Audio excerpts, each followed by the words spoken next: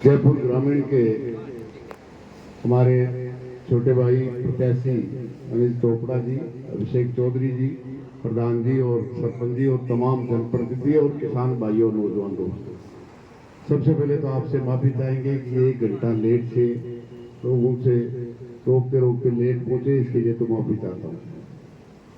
और जो इस सरकार ने बेईमानी करके अनिल चोपड़ा को हमारे साथ संसद में जाने से रोका है, बेईमानी से वो कमी अमराराम, जो भी आपकी समस्याएं होंगी अमराराम देश की संसद में उठाकर आपका करेगा। तय रूप से आज इस देश में, इस भारतीय जनता पार्टी के कुशासन में सबसे ज्यादा कोई परेशान है तो इस देश का, इस सरकार की नीतियों से किसान और जवान परेशान है। आपको अगर याद हो तो 2014 में ये सरकार बढ़ते ही सबसे पहले इस देश के किसान की जमीन छीनने के लिए भूमि अधिग्रहण अध्यादेश लेके आए थे। 1 दफा नहीं 3 दफे लगातार किसान लड़ा। देश की संसद में, राज्यसभा में बहुमत नहीं था, इसलिए किसान की जमीन सीधे रूप से छीन करके कंपनियों के हवाले नहीं कर पाए। फिर कोरोना के बाद इस किसान और आम जनता के खिलाफ 3 काले कानून लेके आए। मैं धन्यवाद दूंगा आपको कि बहुत से साथी यहां बैठे हैं जो उस 13 महीने दिल्ली के बोर्डरूम पे इस देश का अन्नदाता, जो अलग अलग 500 किसान संगठन थे, जिनके झंडे अलग थे, डंडे अलग थे, नेता अलग थे, लेकिन समस्या पूरे देश की एक थी कि अगर ये काले कानून लागू हो गए तो आजादी से पहले वाली स्थिति वापस इस देश के किसान की हो जाएगी। जमीन और जमीन से पैदा होने वाले अंबानी और अडानी के हाथ में होंगे और हमारे देश के किसान की वही हालत होगी जो आजादी से पहले राजा, नवाब और ठिकानेदारों की। निश्चित रूप से 13 महीने लड़ने के बाद वो काले कानून वापस हुए, लेकिन जो भाव की गारंटी का कानून सब कुछ कारखाने में बढ़ के आता है, उसकी कीमत लिख के आती है। इस पेन की भी कीमत है, छोटी से छोटी माचिस और सुई की भी कीमत है, लेकिन रोटी जैसी चीज इस देश का अन्नदाता पैदा करता है, जिससे 140 करोड़ लोग खा के जिंदा रहते हैं, उसकी कीमत की गारंटी किसी को नहीं है। क्या भाव बिकेगा? आज बरसात हो गई, आप बाजरा, ग्वार, मोट बीजेंगे, 4 महीने बाद वो किस भाव बिकेगा आप और हम कभी नहीं बता सकते। आजादी के इतने लंबे समय के बाद लेके जाएगा किसान, और लेने वाले कंपनियां तो वो तय करती है, चाहे बोली या कोई लगाए, उसकी बोली लगती है। और वही अनाज जब व्यापारी का हो जाए और गांव का गरीब खरीदने के लिए जाए और वो कहे पांचों खड़े हो गए कि हम बाहर निकाल बाजरे की बोरी और गेहूं की हम बोली लगाते हैं, 1 2 3 करके छोड़ देते हैं, व्यापारी लगाने देगा क्या? किसान को मारा। हमारे जवान जो इस देश में सबसे ज्यादा किसान का बेटा इस देश की सेना में सैनिक भर्ती होता था, उनको अग्निवीर बनाने का काम किया। तो 18-20 साल तक नौकरी करता था, अक्सर में मेन बनता था। अगर सिविल में कोई नौकरी निकलती थी तो 12% उनको उसमें हिस्सेदारी मिलती थी, पेंशन मिलती थी, अक्सर में मेन होता था। अब केवल अग्निवीर होगा, न पेंशन होगी, न भूतपूर्व सैनिक होगा, और न यहां की नौकरियों में, सिविल सर्विस में 12% में उसका हिस्सा होगा। मकसद एक ही है कि किसान की घर में आने वाला पैसा किस तरह से रुके और किसान इस तरह से बड़ी बड़ी कंपनियों के सामने अपने परिवार को जिंदा रखने के लिए हाथ फैलाकर काम के लिए खड़ा रहे। मुझे मेरा तो आपसे निवेदन है कि जो संघर्ष, किसान के पास एक ही हथियार है क्योंकि जिनको लूट रहे हैं, मतलब आप अंदाजा नहीं कर सकते। जब 1 साल पहले लहसुन जो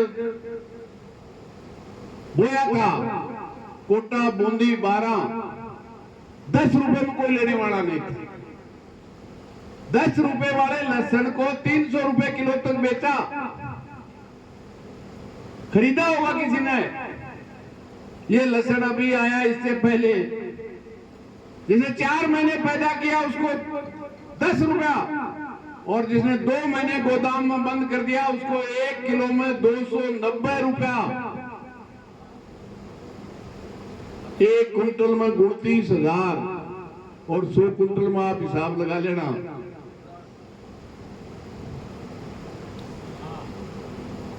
उनको पैसा रखने को जगह नहीं है, और लहसुन और प्याज पैदा करता है उसको बरतने के लिए पैसा नहीं।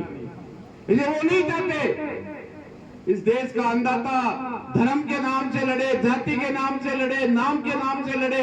इसलिए मेरा तो आपसे एक ही निवेदन है, सब तमाम को जो किसान संगठनों ने एकता बढ़ाकर लड़ी है, 9 दिसंबर 2021 को समाप्त करके आंदोलन नहीं आए थे, स्थगित करके आए थे। और इस देश की सरकार ने लिख के दिया था कि इस देश के किसान को किसान की खरीद की एमएसपी की गारंटी हम देंगे। इस बात के लिए तो मैं धन्यवाद दूंगा। तो 2014 में कहा था किसान को गारंटी दूंगा खरीद की, 2022 में किसान की आमदनी दूनी करूंगा। देश के नौजवान जो बेरोजगार हैं उनको हर साल 2 करोड़ को नौकरी और काम दूंगा। आमदनी तो दूनी नहीं हुई, लागत कई गुनी हुई। 50 वाला डीजल 95, 400 वाली डीएपी 1400, 50 किलो वाली 45 किलो, मतलब एक जगह नहीं हर जगह मारने का काम किया। लेकिन सब कुछ करने के बाद भी जो 400 पार की बात करते थे, संविधान बदलने की बात कर रहे थे, हमें कंगाल करने की बात कर रहे थे, उनको 400 पार तो छोड़ो 270 पार भी नहीं हुई, 240 पे लाके रख दिया। अब वो मनमानी नहीं कर पाए। 234 सांसद इस देश के किसान और जवान और गरीब ने चुन के भेजे।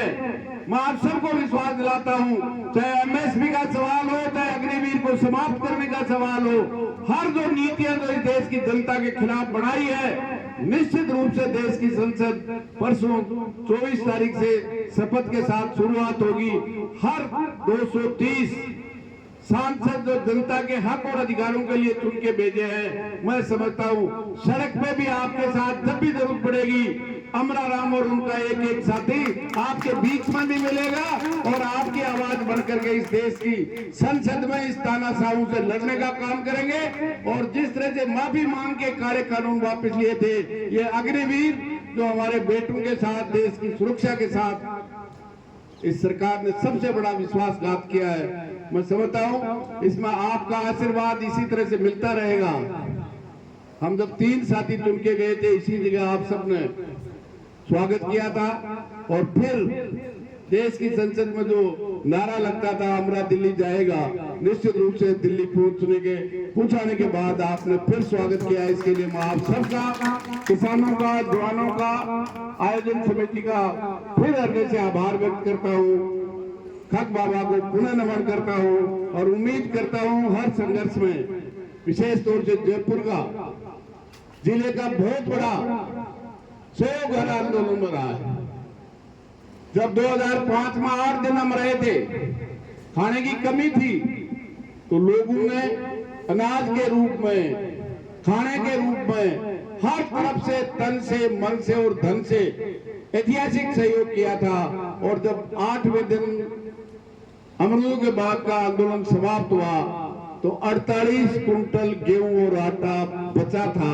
ये आपकी देन थी, जिससे इस देश की सरकार, प्रदेश की सरकार को झुकाकर आपको जीत दिलाई थी। इसलिए मैं पुनः आपसे यही विनती करते हुए आप सबका, आयोजन समिति और तमाम आए हुए किसान नौजवान साथियों का और तमाम मंचस्थ अतिथियों का आभार व्यक्त करता हुआ मेरी बात समाप्त करूंगा।